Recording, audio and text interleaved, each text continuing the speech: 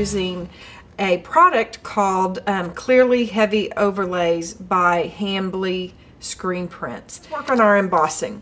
Now for doing some embossing like this, my recommendation is that you work with very chunky stamps, things that have not super intricate detail. This would probably work okay because it's solid. I would probably not do this. Distress embossing powder, it's not going to be a solid coverage because there are what Tim Holtz calls release crystals built into this. And what that means is that they are never going to melt. They're never going to emboss. And so while you are getting the general sense of the shape, some of those are going to brush away after it becomes cool.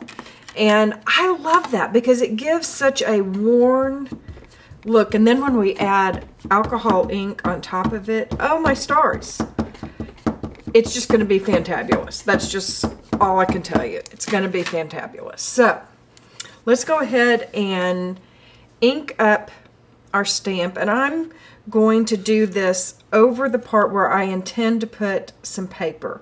And I want to make it kind of look like there's a coffee stain on there. So put that, pick that up. I think we've got a good impression. So now let's put some Distress, and I'm just going to pour this down on this mat because you can see just looking at it, it has a different consistency. Let me bring this up here. See, it has a different consistency to other embossing powders. It just doesn't, there's little shiny crystals in it. Those little shiny crystals are the magic. So I'm going to tap that off, and going to use this to pour what's left back in the jar. And if you are not familiar with Distress Embossing Powders, but you have heard of the Distress inks, there are Distress Embossing Powders that match every single one of the inks. So if you can think up a color combination, it's possible with the combination of the Distress Embossing Powders and the inks. Okay, so do we need to do just a little cleanup here? Maybe just a little. You know, again, our alcohol inks are going to really help us here. Okay, so let's put this back down on here. Start our heat gun. So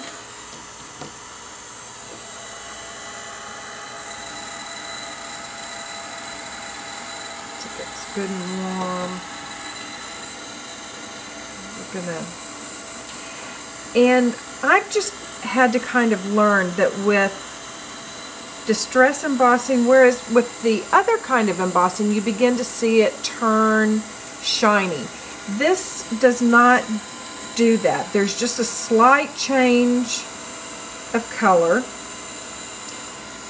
When you're working on paper, one of the benefits, I think, of working with Distress Embossing Powder is that you cannot overheat it. You just can't do it. It's not going to, whereas with your other, you can overheat it and it starts bubbling and becoming gunky and all of that. You just aren't going to have that effect with Distress Embossing Powder. But there is one additional step, and I think we've got this all pretty well embossed here. There is one additional step that you have to do when you are working with Distress Embossing Powders, and that is you have to let it cool before you do this next step. So I'm going to kind of work on letting that cool off, because you're waiting for the release crystals to actually cool off enough for you to rub them off. You have to wait just a few minutes for it to cool down, and I think that's good.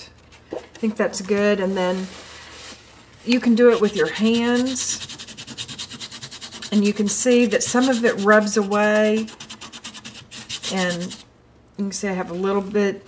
Those are just the release crystals, and you just brush those away and throw them out, because we're not gonna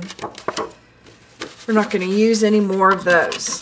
Okay, so now we are ready for some fun. We are going to put some colors on here with our alcohol inks, and I am so looking forward to doing this. Okay, so I'm going to begin just pouncing.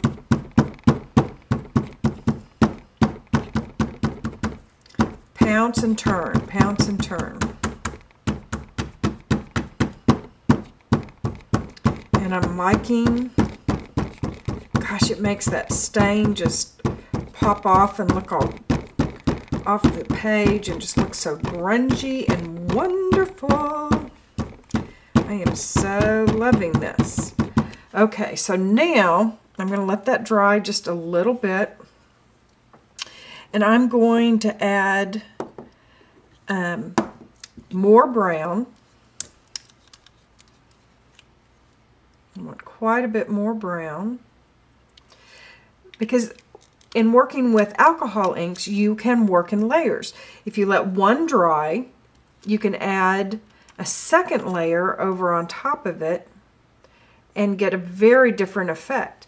If you just keep adding them while they're wet, they're going to get muddy. And the last thing that you can do is you can just add a drop or two of your actual ink, and then, just for total craziness, you can add a second color into the middle of that.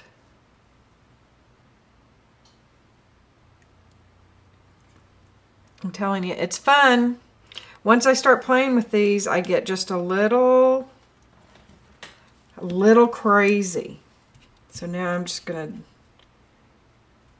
do just a little around that, have it just a little bit, and then I'm going to grab my heat gun and set it, because I think that looks like maybe a journal that's had some holes burned into it. What do you think?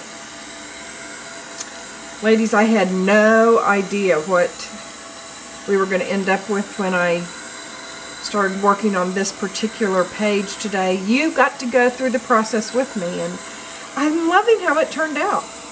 I think that the only thing I need to do is I need to add some paper on the back side of it. May need just a little distressing around the edges. I'm not exactly sure, but oh, I'm really, really liking this. I hope that what you have seen is that the techniques are just that. They're techniques, things, ideas, tools for you to try, and that really and truly, once you get into it, if you'll just have the heart of playing and discovering and being willing to follow where your creative muse takes you, you will just create some fantabulous pieces of art and discover all kinds of new things that you can do.